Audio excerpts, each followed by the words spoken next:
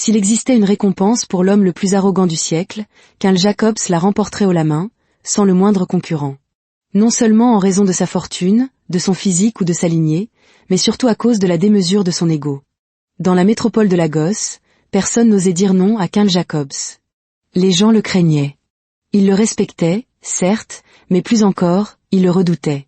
On le surnommait Monsieur Bulldozer, non pas pour l'élégance du sobriquet, mais parce qu'il rasait littéralement tout et tout le monde sur son passage. Si Karl convoitait un terrain, un bâtiment, une rue ou même un marché entier, il l'obtenait. Karl était l'héritier d'une longue et intimidante lignée de géants de l'immobilier. La famille Jacobs avait bâti des empires sur du sable. Il possédait des biens à Lagos, Abuja, Paris, Dubaï, et même jusqu'à Los Angeles. Il était l'héritier de la 4e génération, unique descendant mâle de la dynastie Jacobs. Gâté depuis sa naissance, Karl n'avait jamais connu le sens du mot refus. S'il montrait une chose du doigt, elle devenait sienne. S'il en rêvait, elle devenait sa réalité. Ses parents ne l'avaient pas élevé, il l'avait comblé de tous ses caprices. Alors, naturellement, lorsque Karl prit la tête de l'entreprise immobilière familiale et de la tristement célèbre Jacob Construction Company, il n'était pas là pour jouer. Il était là pour s'étendre. Et il s'étendit. Il fit construire des centres commerciaux, des complexes résidentiels, des gratte-ciel et des hôtels aux 4 coins de Lagos. Mais Karl n'achetait pas les terrains. Il les conquérait. Si vous possédiez une modeste maison dans un emplacement de choix et que Karl la désirait, d'une manière ou d'une autre, elle finissait par lui appartenir. Vous pouviez vous réveiller un matin et trouver des hommes en costume sombre vous ordonnant de quitter les lieux. Quelques jours plus tard, les bulldozers arrivaient. Un incident particulièrement marquant impliqua un vieux pharmacien, un homme discret qui tenait une petite officine dans un quartier profitable de Surulere. Karl voulait ce terrain pour un nouveau complexe pharmaceutique qu'il projetait de construire. Il approcha le vieil homme, lui offrit de l'argent, mais ce dernier refusa. « C'est la seule terre que je possède, » dit-il. « Je l'ai achetée lorsque j'étais jeune. Je veux la laisser à mes enfants. » Karl, peu habitué au rejet, tenta de le convaincre. Devant son échec, il passa aux menaces. Comme les menaces ne fonctionnèrent pas, il utilisa ses relations au sein du gouvernement. Les forces de l'ordre débarquèrent. L'homme fut accusé de vente illégale de médicaments et, du jour au lendemain, sa pharmacie fut démolie. Sans audience, sans préavis. En quelques mois, une tour pharmaceutique Jacob, rutilante et neuve, se dressait à cet endroit. Le vieil homme pleura jusqu'à ce que son cœur lâche, mais Karl ne regarda jamais en arrière. C'étaient les affaires, rien que les affaires. Un après-midi suffocant, coincé dans un embouteillage monstre sur la route d'Aja, Karl était assis à l'arrière de son luxueux SUV noir. Il tapota sa montre, le front plissé d'impatience. « Pourquoi ce trafic aujourd'hui » demanda-t-il sèchement. Son chauffeur répondit « Monsieur, il semble y avoir eu un accident un peu plus loin. » Karl grogna et se renversa sur son siège. Il tourna son regard vers la vitre teintée. C'est alors qu'il le vit. Liberty Junction. Ce n'était pas juste un marché. C'était un univers en soi. Des marchandes équilibraient des paniers sur leur tête. Des enfants criaient et riaient en se poursuivant. Des mototaxis, les fameux Okada, slalomaient entre les étals étroits des vendeurs de bananes plantains et de tissus. Des femmes annonçaient leur prix d'une voix aiguë qui fendait l'air, 3 pour 1000. Tomates fraîches. Servez-vous ici. Une femme, assise à une table entourée de caisses d'œufs et d'un terminal de paiement, criait pour couvrir le bruit, virement ou espèce. Pas de problème, mais je n'ai pas de monnaie. Karl eut un sourire narquois. Comment s'appelle cet endroit? Liberty Junction, monsieur, répondit le chauffeur. Un lieu très animé. Très animé. Un emplacement parfait. Cette nuit-là, un verre de whisky à la main, Karl passa des appels. Il lança une conférence téléphonique. J'ai trouvé le site parfait pour notre prochain centre commercial, Liberty Junction. Son agent immobilier bégaya, monsieur, c'est une zone compliquée. Qu'y a-t-il de compliqué? Les commerçants. Ils sont coriaces. Le gouvernement a tenté de les déloger il y a des années et a échoué. Il y a eu un procès. Ils ont gagné. Certains disent qu'il y a quelque chose de spirituel sur cette terre. D'autres disent que c'est juste de l'obstination. Mais les gens ont appris à éviter Liberty Junction. Les yeux de Karl se plissèrent. Aucune terre n'est inconquérable. Obtenez-moi le permis. Peu importe comment. Corrompez qui vous devez corrompre. Je veux ce terrain. En une semaine, il l'obtint. Le permis, le sceau, le feu vert. Ces hommes envahirent le marché avec des mégaphones et des prospectus. 7 jours pour évacuer. Ce terrain a été acquis pour un projet de développement. Le chaos éclata. Des tomates volèrent. Des piments pourris s'écrasèrent sur les fronts. Une femme hurla, que la foudre grille vos langues. Évacuer quel marché? Les femmes du marché étaient unies. Féroces, inébranlables. Et au milieu de cette foule en colère se tenait une femme, la lionne du marché. Son nom, Baristé. Personne ne connaissait son vrai nom. Tout le monde l'appelait Baristé. Pourquoi? Parce qu'elle avait la voix la plus forte, la langue la plus acérée et l'audace d'une avocate au tribunal. En vérité, elle avait été étudiante en droit, en dernière année. Mais la vie en avait décidé autrement. Un malheur, une tragédie. Sa famille avait tout perdu, et elle avait dû abandonner ses études. Elle avait commencé à vendre des œufs et à gérer une petite affaire de transfert d'argent pour survivre. Mais sa voix, elle, n'avait pas abandonné. Elle était le feu du marché, son bouclier, son épée. Quand elle disait « personne ne bouge », les femmes se calmaient, car Baristé connaissait la loi. Et si la loi échouait, elle savait se battre sans elle. Alors, quand elle se posta à l'entrée du marché, un balai dans une main et un mégaphone dans l'autre, criant « aucun bulldozer ne nous rasera sans combattre ». Le marché rugit derrière elle. Qui a vendu notre marché? Avons-nous donné notre accord? Avons-nous signé? Ils veulent encore venir avec leurs bulldozers? Qu'ils essaient, et ils verront ce qui arrivera. Quinl envoya une deuxième vague, des superviseurs en costumes impeccables. Ils revinrent couverts de pâtes d'ogiri et de melons. Il envoya des soldats. Les femmes les accueillirent avec de la viande, de l'eau et des insultes. Un mois passa. Liberty Junction tenait bon. Quinl en eut assez. Préparez la voiture. J'y vais moi-même. Il s'habilla comme un homme partant en guerre. Un costume sur mesure, des souliers importés, un parfum valant plus que le loyer de la plupart des gens. Il arriva avec 3 gardes du corps et la fureur de 100 empereurs. Où est la femme qui cause cette rébellion? Aboya-t-il. On le conduisit à l'étal 2. Baristé et Alex leva les yeux. Bonjour, monsieur. Vous voulez acheter des œufs ou faire un virement? Non, dit-il froidement. Je suis venu vous avertir. On m'a dit que vous étiez la raison pour laquelle mon travail ne peut progresser. M'avertir? Est-ce que je vous connais? Vous me connaissez maintenant. Je suis celui qui va détruire ce marché. Si vous ne partez pas, je détruirai tout ce que vous voyez ici. Alex se leva, ses yeux flamboyants. Espèce de pan trop nourri dans un costume. Vous venez ici avec votre parfum et votre orgueil pour me menacer dans mon royaume? Quinl la pointa du doigt. Je vais m'occuper de vous. Vendeuse d'œufs illettrée. Illettrée, moi? Vendeuse d'œufs? Elle s'avança d'un pas décidé. Laissez-moi vous montrer comment se comportent les vendeuses d'œufs. Avant que quiconque puisse l'arrêter, elle agrippa son pantalon. Crac! Le tissu coûteux se déchira comme du papier de soie. Le bouton sauta. La fermeture éclair explosa.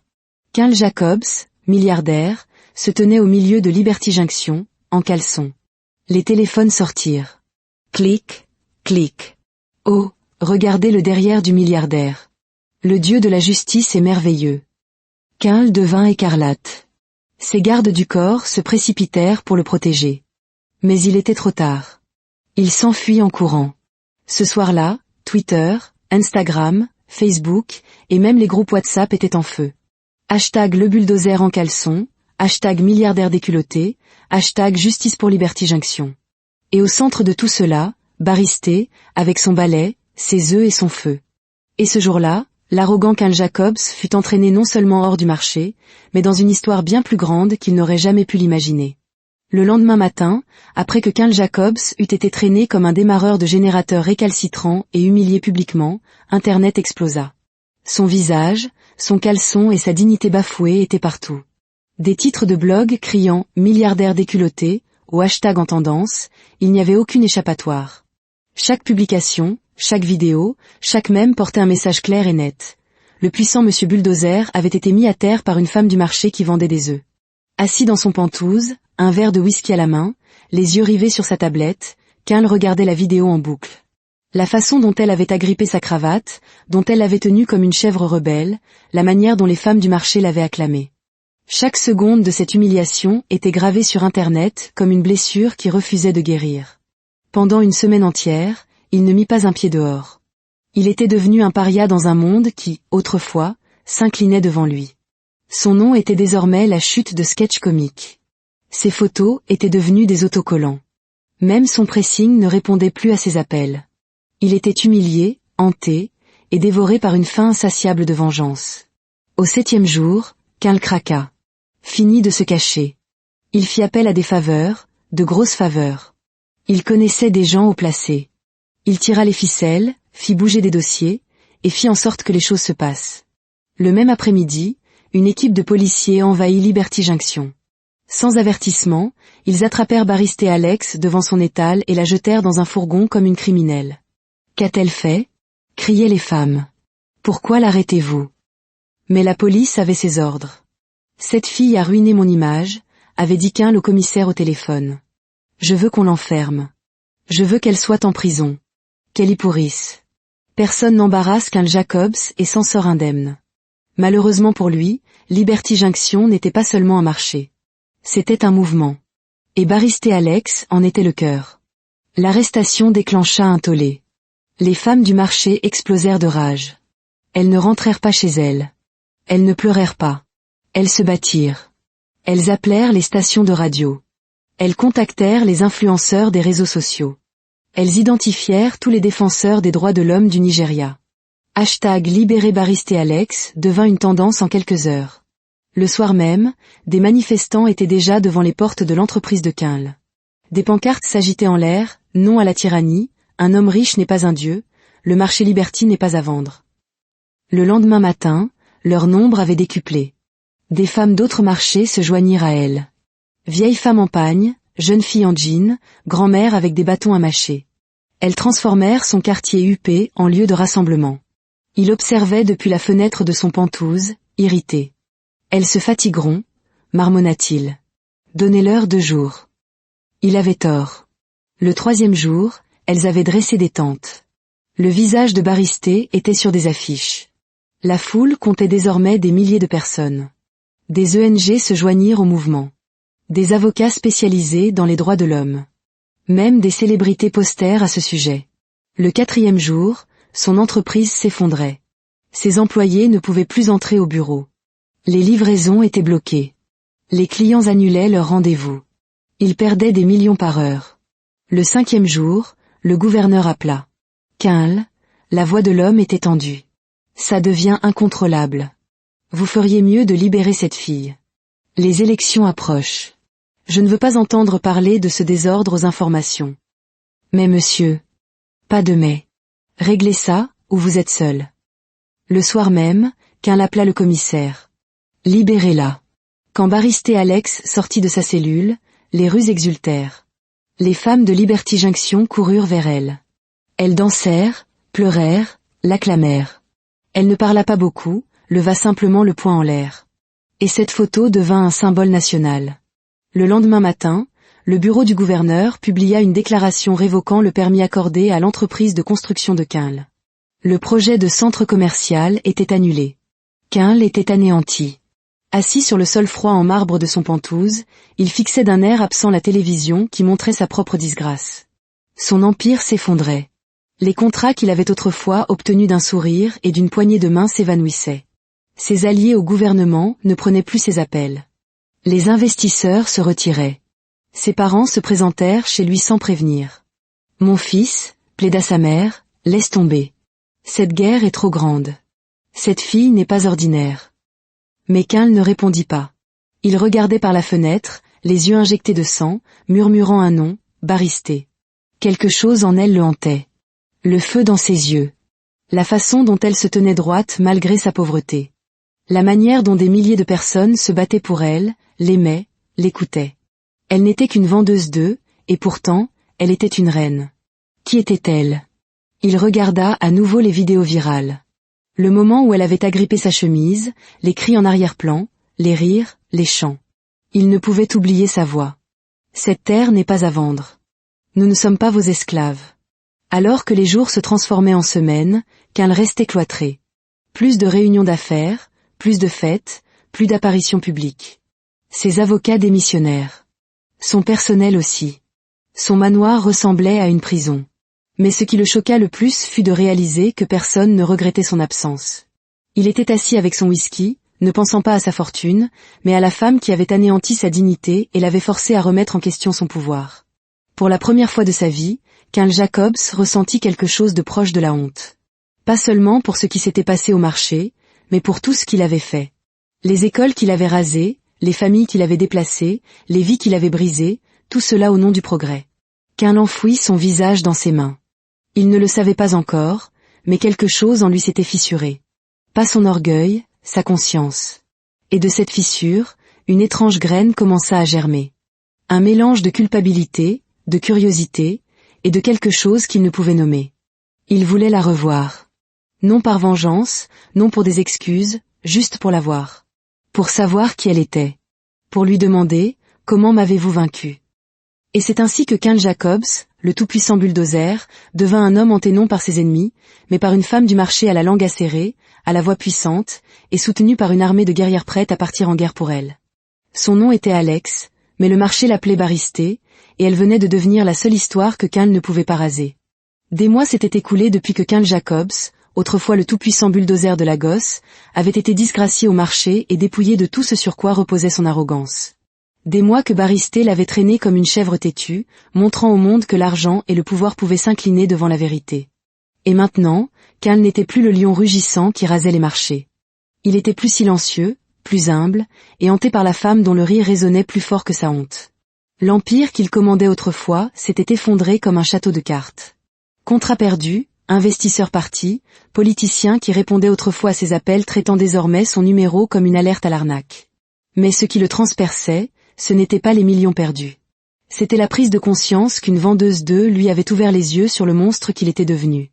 Un après-midi chaud, Karl, déguisé en t-shirt noir, jean, casquette et lunettes de soleil, se rendit lui-même à Liberty Junction dans une voiture cabossée, loin des convois de SUV qui annonçaient autrefois son arrivée.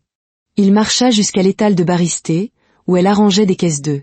Quand il la salua, elle leva à peine les yeux. « Client, les œufs ne sont pas bon marché aujourd'hui. » Il retira ses lunettes de soleil. « C'est moi. »« Bonjour, Baristé. » Elle se figea, puis siffla. « Espèce de chèvre têtue. Qu'est-ce que tu fais ici? Tu es venu pour un deuxième round? Je dois tenir ton pantalon cette fois, ou ton maillot de corps. » Karl leva les mains comme un écolier coupable. « Non, je ne suis pas venu pour me battre. Je suis venu en paix. » « La paix ?» Elle rit si fort que même le vendeur de beignets à côté se retourna. « Les riches veulent-ils jamais la paix? Tout ce que vous voulez, c'est le profit. Qu'est-ce que tu veux encore? Raser mon stand de parapluie? » Il secoua lentement la tête, les épaules affaissées. « Non. Je suis venu m'excuser. J'ai réfléchi. Je sais que j'ai été égoïste. Arrogant. Stupide. » Elle laissa tomber la caisse qu'elle tenait et frappa dans ses mains. « Égoïste? Arrogant? Tu étais bien plus que ça, mon frère. Tu étais un idiot gâté et trop nourri. » Les mots frappèrent l'orgueil de Karl comme du piment dans les yeux, mais il garda la tête baissée. « Vous avez raison. J'étais un très grand idiot.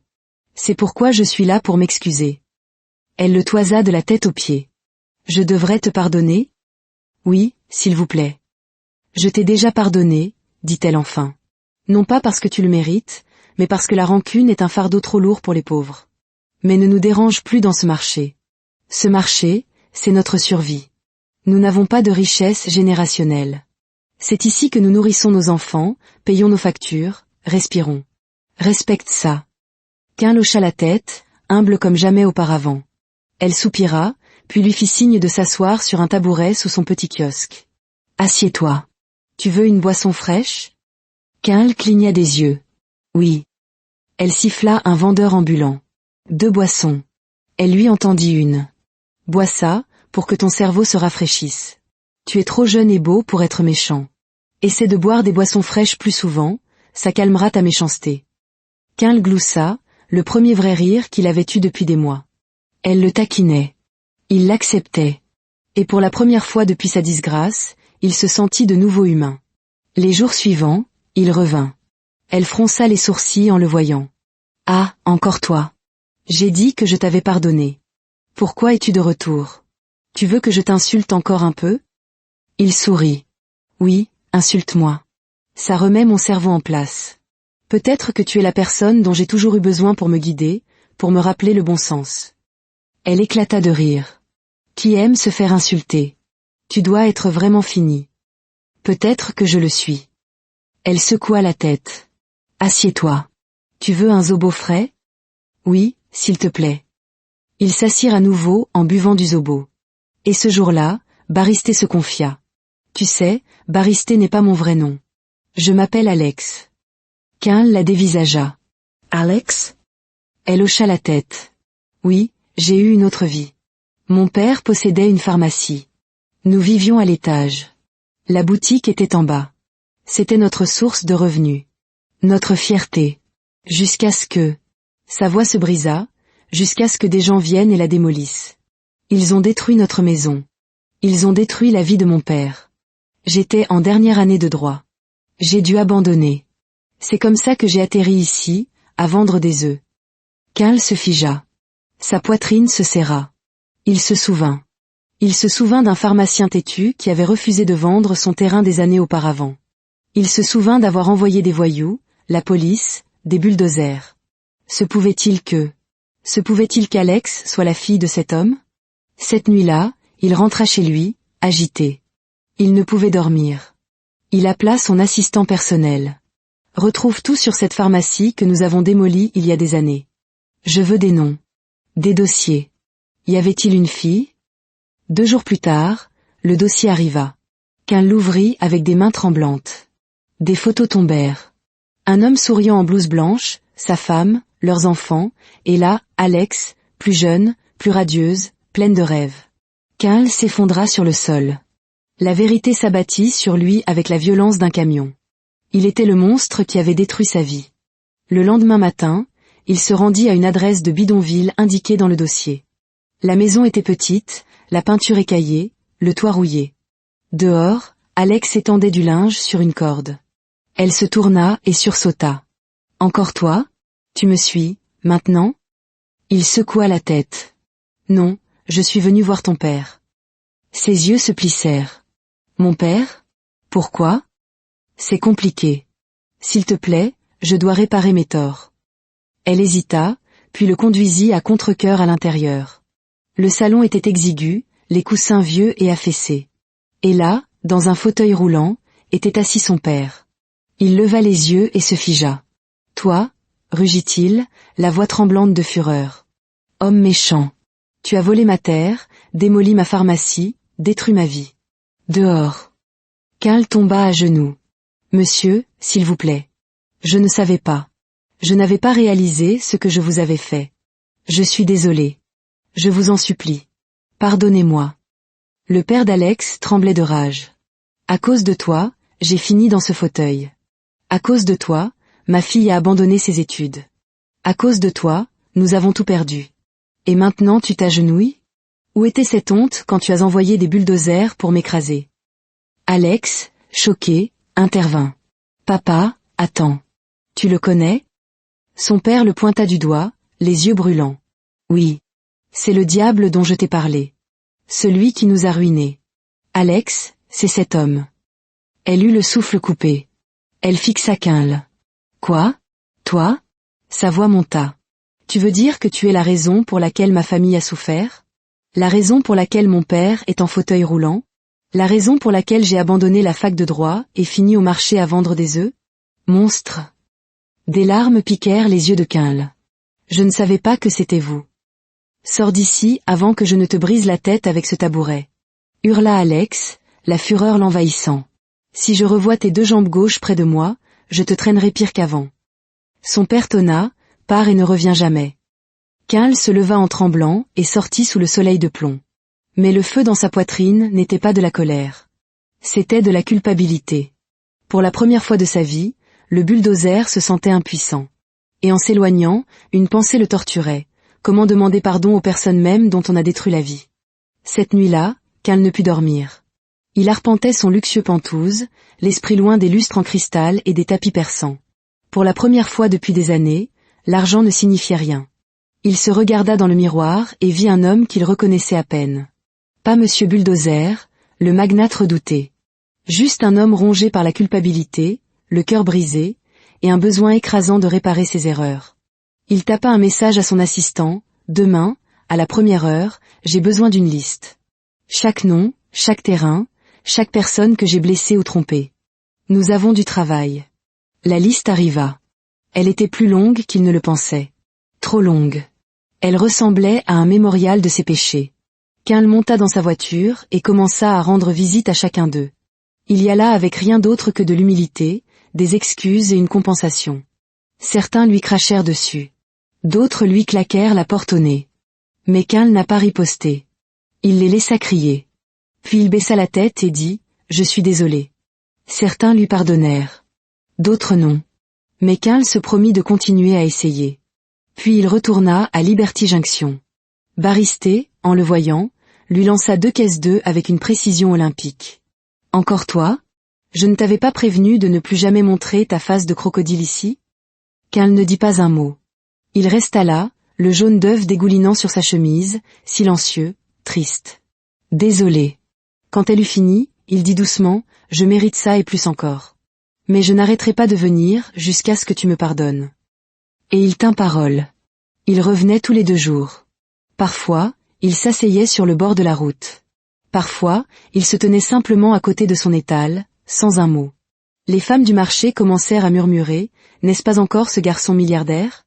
Regardez comme l'amour l'a rendu humble. » Des semaines passèrent. Un matin, Baristé le regarda, las. Sa colère s'était épuisée. « Encore toi ? Tu n'as pas de bureau ou tu as fini de tout démolir ?» Quint sourit faiblement. « J'ai fini de raser des maisons. J'essaie de reconstruire maintenant. En commençant par mon caractère. » Baristé le regarda de haut en bas et dit, « Si tu veux t'asseoir, assieds-toi. Mais ne bloque pas mes clients. » Il s'assit. Ils restèrent silencieux un moment.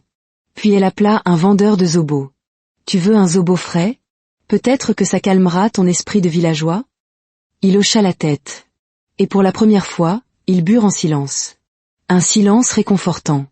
Pas de chaos, pas de combat, juste une compréhension tranquille. Puis elle lui raconta son histoire. Il écouta comme un étudiant. Quand elle eut fini, il essaya de lui offrir de l'argent. Elle leva la main. « Garde ton argent du sang. Nous n'avons pas besoin de ta pitié. » Il rentra chez lui ce soir-là, se sentant plus léger et pourtant accablé. Elle lui avait pardonné, mais il voulait faire plus. Il continua de revenir. Chaque visite érodait une couche de ressentiment. Lentement, les rires d'Alex devinrent plus fréquents. Ses insultes se transformèrent en piques affectueuses. « Monsieur, votre tête est trop grosse pour ce marché. Vous bloquez le soleil. » Il parlait de tout. De politique, d'amour, de parents. Quint trouvait la paix assis sur sa chaise en plastique sous son auvent en tôle. Il commença à ressentir des choses qu'il n'attendait pas. Il tombait amoureux, éperdument. Un jour, il l'invita à déjeuner. Elle leva les yeux au ciel de façon théâtrale et dit « D'accord, mais je dois commander du poulet et de la dinde. Tu me dois bien ça pour m'avoir fait arrêter. » Après cela, ils sortirent plus souvent. Cinéma, glace, longue promenade. Alex, de son vrai nom, baissa la garde. Elle commença à l'apprécier aussi. Puis vint la partie difficile. Quint lui demanda officiellement de sortir avec lui. Alex fut stupéfaite. « Mon père va t'enterrer vivant.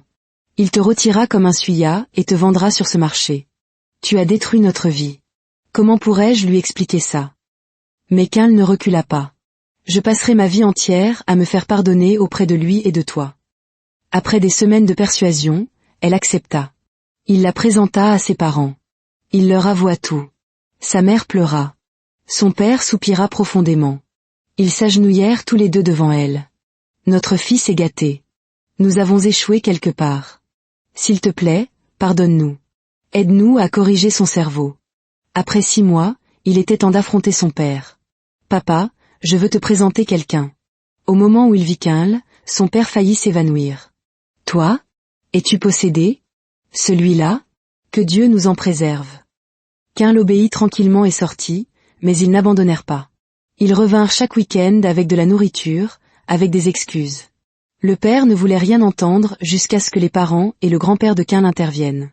Ils se présentèrent tous un samedi, humblement vêtus. Ils s'agenouillèrent. Oui, des milliardaires à genoux. Ils supplièrent. Après une longue discussion, le père d'Alex soupira. Toi, Quinl, si jamais tu fais du mal à ma fille, je te maudirai. Je te pourchasserai dans tes rêves. Est-ce que c'est clair? Limpide, monsieur, répondit Quinl, la tête baissée. Quelques semaines plus tard, la cérémonie de la dot eut lieu. Puis le mariage, encore plus petit. Ils avaient fait assez de bruit pour toute une vie. Après le mariage, Quinl appela le père d'Alex. Monsieur, j'ai quelque chose pour vous. Il l'emmena sur le terrain où il avait autrefois démoli leur pharmacie. Maintenant, c'était un immense complexe. Ce terrain était à vous. Je l'ai pris par cupidité et méchanceté. J'ai construit dessus, oui, mais maintenant il est de nouveau à vous, avec les bâtiments. S'il vous plaît, acceptez-le. L'homme fut stupéfait, mais finit par accepter, en larmes. Ils déménagèrent les parents d'Alex dans une meilleure maison, firent soigner son père. La vie retrouva son équilibre. Alex retourna à l'école pour finir son droit. Quinl était à ses côtés à chaque étape. Ses parents l'appelaient chaque jour. S'il te plaît, aide-nous à gérer notre fils gâté. S'il se comporte mal, bats-le avec amour. Quinl devint un homme différent. Il rendit visite à d'autres victimes. Certains lui pardonnèrent, d'autres non. Mais il continua, et Alex se tenait à ses côtés. Chaque fois qu'il trébuchait, elle lui rappelait qui il pouvait devenir. Et chaque fois qu'elle le regardait, elle ne voyait pas Monsieur Bulldozer, mais Quinl, son mari, sa paix, sa chèvre têtue, son éternité. Et ainsi, dans le plus fou des retournements de situation, l'amour a fleuri entre une vendeuse d'œufs et un milliardaire. Au milieu du chaos, ils ont trouvé le calme. Au milieu de la disgrâce, ils ont trouvé la grâce. Et sur les ruines d'un passé brisé, ils ont construit un amour qu'aucun bulldozer ne pourrait jamais détruire.